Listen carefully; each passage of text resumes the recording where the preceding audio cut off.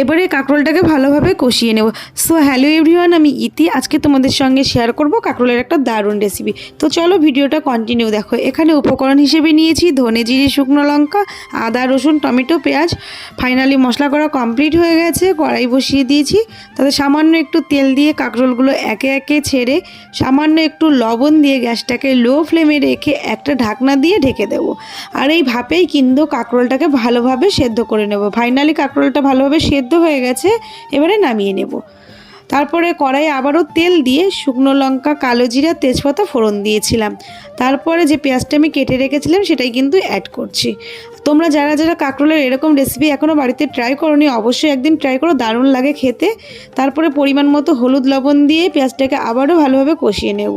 তারপরে দিয়ে দেবো টমেটো কুচি, আর যে পেস্টটা আমি করে রেখেছিলাম মশলা, সেই পেস্টটাই অ্যাড করলাম। দিয়ে দিচ্ছি সামান্য একটু চিনি।